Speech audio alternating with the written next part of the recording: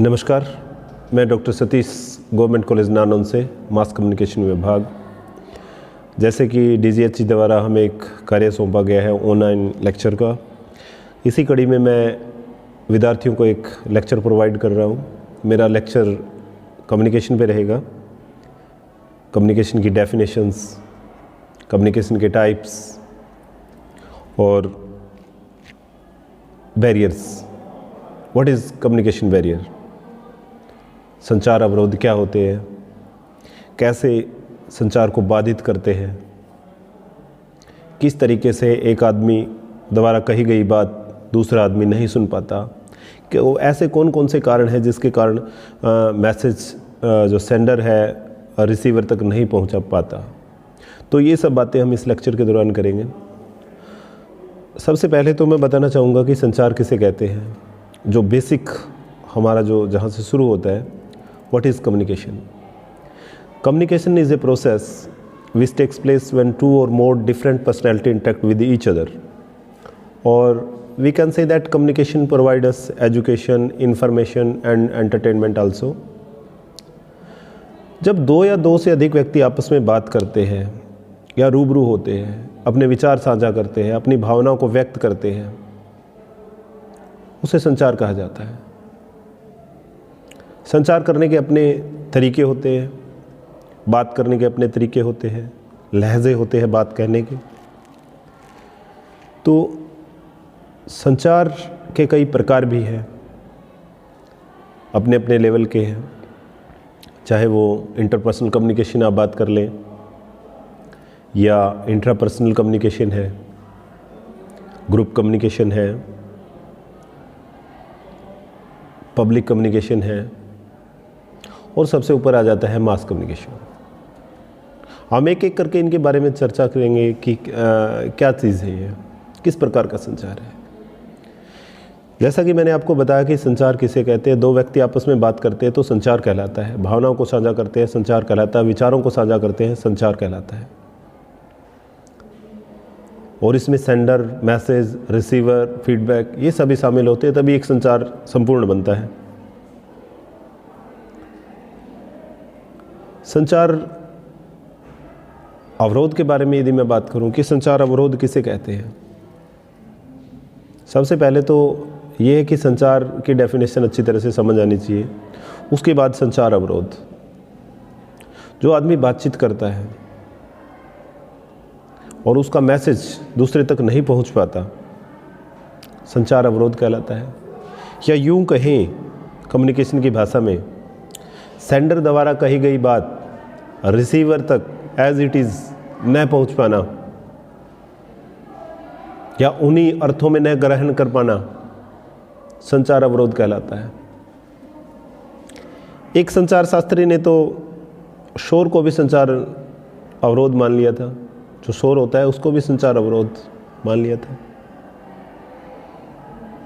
मन का भटकाव संचार अवरोध की कैटेगरी में आता है, श्रेणी में आता है। इनको मुख्यतः 5-6 श्रेणी है इनकी संचार अवरोधों की, उनका हम जिक्र करेंगे लेक्चर के दौरान। डिवाइड कर रखा है कि संचार अवरोध कौन कौन से होते हैं। इनमें सबसे पहले आता है भौतिक अवरोध। भौतिक अवरोध किसे कहते हैं? भौतिक अवरोध के अंतर्गत, भौतिक अवरोध की श्रेणी के अंतर्गत दो चीज़ें आती हैं। एक तो टाइम इंटरवल और दूसरा है डिस्टेंस। यदि डिस्टेंस की बात करें कि डिस्टेंस कैसे अवरोध का काम करता है, एक पास, यदि कोई आदमी पास खड़ा है, नज़दीक खड़ा है और वो दूर खड़े हुए व्यक्ति की अपेक्षा ज़्यादा साफ सुनाई देगा और दूर खड़े हुए व्यक्ति को कम सुनाई देगा। और यदि ये डिस्टेंस सेंडर और जो रिसीवर है उनके बीच की जो दूरी है, यदि वो बढ़ती जाएगी तो सेंडर द्वारा जो बात कही गई है वो एक समय ऐसा आएगा जब उस तक बात नहीं पहुंचेगी और वो अवरोध बन जाएगी। वो समझ नहीं पाएगा या सुन नहीं पाएगा उस बात को। तो ये संचार अवरोध की कैटेगरी में आता है। दूरी एक इसी के अंतर्गत है टाइम इंटरवल, समय अंतराल। समय अंतराल भी संचार अवरोध का एक महत्वपूर्ण कारक है या संचार अवरोध के अंतर्गत आता है। किस तरह एक समय अवरोध के रूप में कार्य करता है। जब समय बढ़ जाता है किसी के बीच में, मैं एक एग्जाम्पल के दौरान के लिहाज से आपको समझाना चाहूँगा कि टाइम इंटरवल किस तरह से अवरोध पैदा करता है। जब दो दोस्त आपस में बात करते हैं और वही दोस्त 2-3 साल बाद मिलते हैं, 10 साल बाद मिलते हैं, 20 साल बाद मिलते हैं, तो एक प्रकार का झिझक उनके अंदर होती है बात करने की। संचार अवरोध की कैटेगरी के अंतर्गत आती है। जब एक संचार अवरोध की कैटेगरी के अंतर्गत आती हैं वो चीज़ें, तो उसे संचार अवरोध बोला जाता है। लंबे टाइम के बाद जब कोई बात करता है उसके अंदर एक अवरोध पैदा हो जाता है, संचार अवरोध कहलाता है। तो समय भी काफ़ी जब दूरी हो जाती है, टाइम इंटरवल हो जाता है, तो ये अवरोधक का काम बनता है, कारक बनता है, सॉरी। उसके बाद मैं बात करूंगा भाषिक अवरोध की, कि भाषिक अवरोध किसे कहते हैं। दो व्यक्तियों की यदि भाषा अलग अलग हो, दो व्यक्तियों की यदि भाषा अलग अलग हो दोनों की, और वो एक दूसरे को नहीं समझ पाते, भाषिक अवरोध कहलाता है। जैसे कोई सेंडर है, उसकी भाषा अंग्रेज़ी है, और कोई रिसीवर है, उसकी भाषा उर्दू है। तो अंग्रेज़ी में जो मैसेज दिया गया है वो उर्दू भाषी उसे ग्रहण अच्छी तरह से नहीं कर पाएगा, उसको डिकोड नहीं कर पाएगा। तो जो दोनों के बीच अवरोध आता है उसको भाषिक अवरोध भी बोला जाता है। कई बार आपने देखा होगा जो विदेशों में मंत्री वगैरह या प्रधानमंत्री सैर करते हैं, तो उसमें दुभाषी का काम करता है एक बंदा बीच में खड़ा होकर, इंटरमीडिएट का कारण बनता है दुभाषिया। वो इसी कारण इस अवरोध को ख़त्म करने के लिए इंटरमीडिएट जो दुभाषी का काम करता है वो इसीलिए करता है जो संचार अवरोध को ख़त्म किया जाए। इसके बाद मनोवैज्ञानिक अवरोध है कि मनोवैज्ञानिक अवरोध किसे कहते हैं। अंग्रेजी में इसे साइकोलॉजिकल बैरियर भी बोला जाता है, दैट मनोवैज्ञानिक अवरोध। इसमें मुख्यतः क्या होता है कि जो रिसीवर है वो शारीरिक रूप से वहाँ नहीं होता, वो मानसिक रूप से बाहर होता है। जब कोई सेंडर मैसेज सेंड करता है रिसीवर को, तो उस समय उसको वो मानसिक रूप से वहाँ नहीं होता और उस मैसेज को ग्रहण नहीं कर पाता। इसीलिए सेंडर को बार बार ये कहना पड़ता है कि यार मैंने ऐसा तो नहीं कहा था, मेरा मतलब ये तो नहीं था, तू तो गलत समझ गया। इन बातों का अक्सर प्रयोग करना पड़ता है सेंडर को।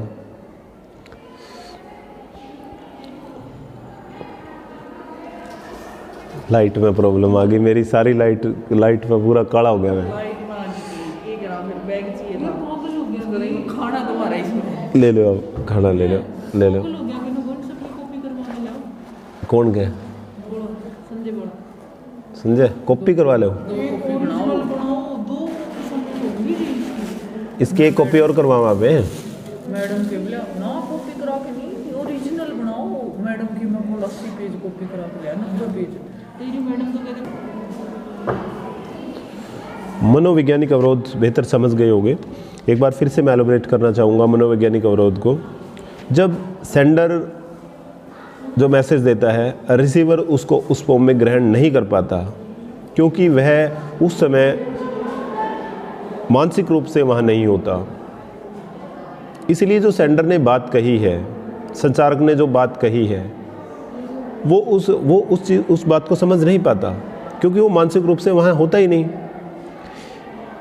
यदि वो वहाँ होता तो उस चीज़ को जैसे संचारक ने बात कही है उन अर्थों में वो ग्रहण कर पाता। लेकिन मानसिक तौर से बाहर होने के कारण सेंडर द्वारा जो मैसेज दिया गया है वो उस चीज़ को अच्छी तरह से ग्रहण नहीं कर पाता। उस समय मनोवैज्ञानिक अवरोध पैदा होता है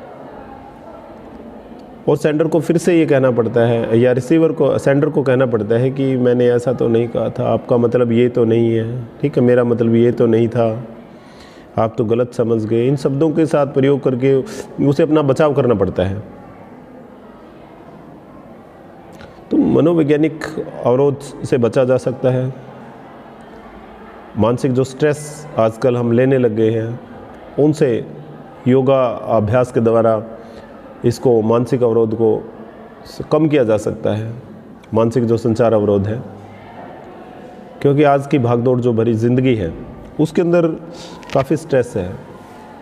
हर समय कोई ना कोई दबाव, कोई ना कोई कार्य टू द पॉइंट या लिमिटेड समय में काम करना या एंड टाइम पे उठना, हमारा जो टाइम टेबल है, वो जो शेड्यूल है वो हमारा बिगड़ गया है।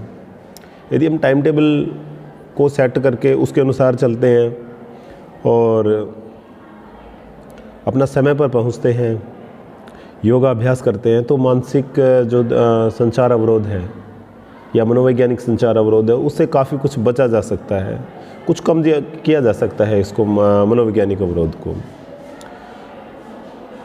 तो ये मनोवैज्ञानिक अवरोध की डेफिनेशन थी या परिभाषा कहें, या हमारे मानसिक जीवन या हमारे जो दैनिक जीवन के अंदर भी इसका प्रयोग होता है।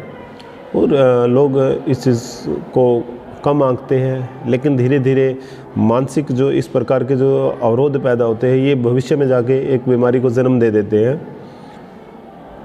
और दैहिक बीमारी तो होती ही है, लेकिन मानसिक बीमारी भी धीरे धीरे घर करने लग जाती है। तो ऐसे अवरोधों से मनुष्य को बचना भी चाहिए। एक इसी कड़ी में आता है यांत्रिक अवरोध। यांत्रिक अवरोध किसे कहते हैं? यांत्रिक अवरोध, वैसे तो जैसे नाम से ही स्पष्ट है कि यांत्रिक, यंत्र। यंत्र क्या होता है? मास मीडिया के यंत्र, चाहे आप टेलीफोन लगा लो, चाहे आप रेडियो लगा लो, चाहे आप इंटरनेट, कंप्यूटर, किसी भी प्रकार के जो न्यू मीडिया के जितने भी साधन हैं, या ट्रेडिशनल मीडिया, रेडियो है, ट्रेडिशनल मीडिया आ गया, इसके अंदर न्यू मीडिया आ गया, या कोई अन्य माध्यम, ऐसा यंत्र जिसके माध्यम से जो स्रोत सेंडर है वो अपना संदेश पहुंचाता है, यंत्रों की बात कर रहे हैं। और जब सेंडर किसी यंत्र के माध्यम से कोई संदेश पहुंचा रहा है और उस दौरान कोई गड़बड़ी आ जाती है और सेंडर का जो मैसेज है वो रिसीवर तक नहीं पहुंच पाता, प्रापक उसको ग्रहण नहीं कर पाता, सेंडर ने जो बात कही रिसीवर ने एज इट इज़ ग्रहण नहीं की, उसका कारण था यंत्र में कोई गड़बड़ी आ गई। यंत्र में आई गड़बड़ी के कारण जो अवरोध पैदा होता है उसको यांत्रिक अवरोध बोला जाता है। यांत्रिक अवरोध कई तरीके से हो सकते हैं। तकनीकी खराबी आ जाती है कई बार यंत्रों के अंदर चलते चलते, क्योंकि इनके अंदर विद्युत की सप्लाई होती है, विद्युत का अभाव होता है, या कई ऐसे यंत्र होते हैं जो बैटरी से स्वचालित होते हैं। बैटरी से चालित जो यंत्रों के अंदर कई बार बैटरी से संबंधित कोई प्रॉब्लम आ जाती है, या फिर इन यंत्रों के अंदर स्पीकर्स लगे होते हैं जो मैसेज को एनालॉग सिग्नल में कन्वर्ट करते हैं, क्योंकि ह्यूमन बीइंग एनालॉग सिग्नल के अंदर सुनता है। और ये गड़बड़ी ही यांत्रिक अवरोध का कारण है। इस गड़बड़ी के कारण ही यांत्रिक अवरोध आता है। मैसेज संपूर्णतः सेंडर से रिसीवर तक नहीं पहुंच पाता। एक उदाहरण की बात करें तो जिस प्रकार एक रैली के अंदर जनसभा हो रही है और उसके अंदर कई बार आपने देखा होगा कि जो स्पीकर है या माइक से कोई आवाज़, कोई वक्ता बोल रहा है और उसकी आवाज़ एकदम चेंज हो जाती है, तुरंत बोलते बोलते बीच में ही एक बीप सी आवाज़, उसने जो कहा वो नहीं सुनाई देता, एक बीप की आवाज़ सुनाई देती है। स्थिति हास्यास्पद भी हो जाती है जब मैसेज, इस प्रकार का मैसेज नहीं जाता या बीच में ही टोन वगैरह जाती है, चली जाती है, तो मैसेज जो रिसीवर है उनको अच्छी तरह से कन्वे नहीं हो पाता। इसलिए क्या होता है कि यांत्रिक अवरोध को कम किया जा सकता है। पहले से ही अपने यंत्रों को संभाल के रखना, उनको संपूर्णतः ठीक करना, यांत्रिक अवरोध में कमी की जा सकती है। दूसरा, एक और एग्जांपल, जैसे रेडियो है। रेडियो के अंदर जैसे मास कम्युनिकेशन होता है, मैसेज रिसीव या ग्रहण करते हैं, तो ग्रहण करने के बाद जैसा विदित ही है आपको कि यांत्रिक अवरोध किसे कहते हैं, या अब तक जान गए होंगे कि यांत्रिक अवरोध होता क्या है। रेडियो के अंदर गड़बड़ी आना, स्पीकर के अंदर गड़बड़ी आना, आईसी के अंदर गड़बड़ी आना, जिसके कारण मैसेज रिसीवर तक नहीं पहुंच पाता। या रेडियो को कई बार क्या होता है, विद्युत या इलेक्ट्रिसिटी की लाइंस हाई वोल्टेज की ऊपर होती है, जब हम नीचे उसके रेडियो सुनने लगते हैं तो बड़ी ही अजीब प्रकार की आवाज़ आती है और मैसेज हम तक नहीं पहुंच पाता। दूसरा, जब मौसम भी ख़राब होता है, वेदर ख़राब होता है, तो वेदर ख़राब होने के कारण भी रेडियो के अंदर आवाज़ नहीं आती, मैसेज क्लियर नहीं आता, क्योंकि रेडियो एक तरंगों के माध्यम से आवाज़ आती है और वो तरंग रुक जाती है कहीं ना कहीं मौसम ख़राब होने के बाद। एक और एग्जांपल आप ले सकते हो, जब वेदर ख़राब है, मौसम ख़राब का एग्जांपल दे रहा हूँ, और इसमें यांत्रिक अवरोध कैसे उत्पन्न होता है। जैसे टेलीविज़न के अंदर है, टेलीविज़न के दौरान जब आप देख रहे हो और मौसम ख़राब है, तो उस दौरान टीवी के अंदर लाइनिंग सी आ जाती है, ठीक है, प्रसारण बंद हो जाता है, टेलीकास्ट होना बंद हो जाता है, क्योंकि जो हमारा सैटेलाइट है वो प्रॉपर तरीके से, हमारा जो डिश एंटीना लगा हुआ है घर के ऊपर, उसको प्रॉपर तरीके से सिग्नल्स नहीं भेज पाता, जिसके कारण उसके अंदर लाइनिंग्स आती है, प्रसारण बंद हो जाता है, आवाज़ और पिक्चर का जो मिसमैच होना शुरू हो जाता है, समझ नहीं आता मैसेज क्या दे रहे हैं। तो ये यांत्रिक अवरोध का ही कारण है। किस प्रकार यंत्र के अंदर गड़बड़ी आती है या सिग्नल्स के अंदर उसको प्रॉपर रूप से सिग्नल नहीं मिल पाता, तो ये चीज़ें हैं वो यांत्रिक अवरोध। अब तक बेहतर समझ चुके होंगे कि यांत्रिक अवरोध क्या होता है और किस किस प्रकार से उत्पन्न होता है, कैसे उसको कम किया जा सकता है, और किस तरह से ये नुकसानदायक है एक रिसीवर के लिए भी और एक सेंडर के लिए भी। उसके बाद एक महत्वपूर्ण अवरोध और है हमारा सांस्कृतिक अवरोध। सांस्कृतिक अवरोध अपनी तरह का विशेष अवरोध है कि विभिन्न तरह की जो संस्कृतियां हैं, बहुत सी संस्कृतियां ऐसी है भारत के अंदर। भारत विभिन्नताओं का देश है, विविधताओं का देश है, इसीलिए ये सुंदर बना हुआ है। तो हमारे देश के अंदर भी बहुत सारी संस्कृतियां हैं और अलग अलग संस्कृतियां हैं। हर एक के अपने रीति रिवाज है, अपने पूजा स्थल है, अपने कार्यक्रम है। तो हर व्यक्ति एक दूसरे की रीति रिवाज, खान पान, वेशभूषा को नहीं समझता। जहाँ ये चीज़ें आ जाती है, नहीं समझना, संस्कृति को नहीं समझना, वहाँ सांस्कृतिक अवरोध उत्पन्न हो जाता है। एक फिल्म का एग्जांपल लूँगा। पीके फिल्म आई थी हमारे लेटेस्ट बॉलीवुड के अंदर, आमिर खान ने उसके अंदर कास्ट थे, आमिर खान, और भी बहुत अच्छा मुद्दा उठाया था उसके अंदर। और उसके अंदर एक फ़िल्म का सीन हम डिस्कस कर रहे हैं कि किस प्रकार सांस्कृतिक अवरोध पैदा होता है। आमिर एक बस में बैठे होते हैं, पास में एक विधवा महिला।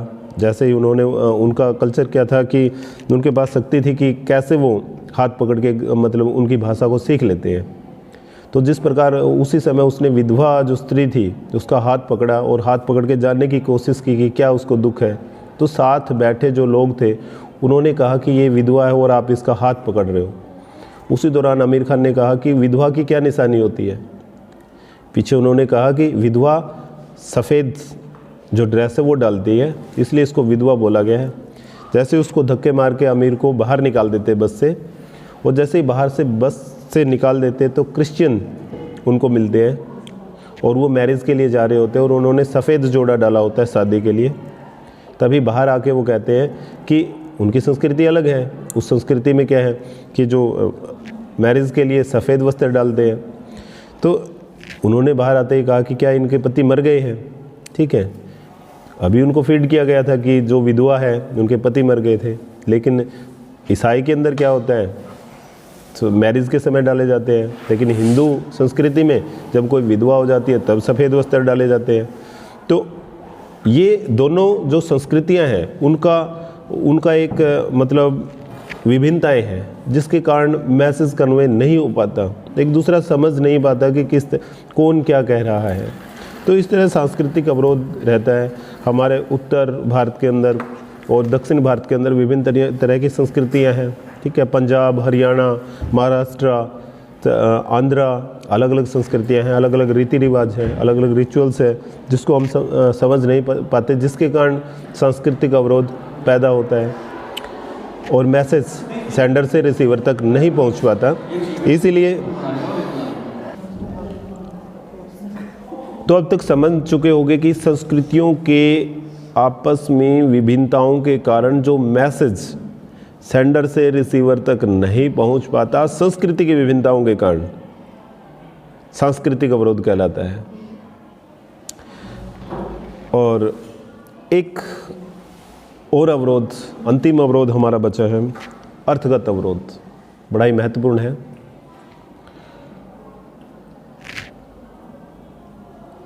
अर्थगत अवरोध के अंदर हमारे समाज ने कुछ मान्यताएं, कुछ सिंबल्स, कुछ साइंस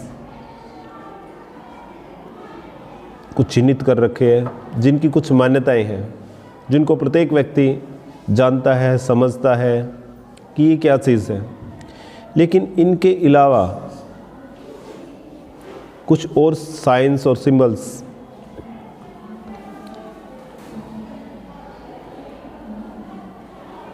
जिसका अर्थ रिसीवर नहीं समझ पाता, अर्थगत अवरोध कहलाता है।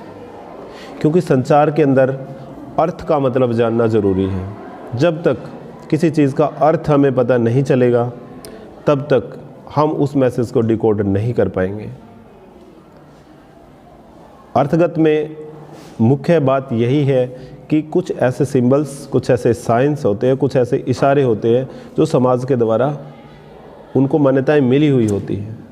जिस प्रकार ओके का सिग्नल, थंब का सिग्नल, ठीक है, उनको सबको पता है कि ये क्या चीज़ है। लेकिन कुछ ऐसे सिग्नल्स जिसे नहीं पता, उस समय दिक्कत आती है।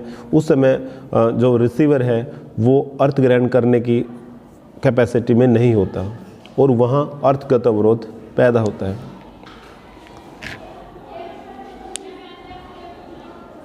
भाषिक अवरोध, जब दो व्यक्तियों की भाषा अलग अलग होती है और वो आपस की जो बातें हैं वो समझ नहीं पाते, एक उर्दू भाषी, एक अंग्रेज़ी भाषी, दोनों आपस में बात नहीं कर पाते, भाषिक अवरोध कहलाता है।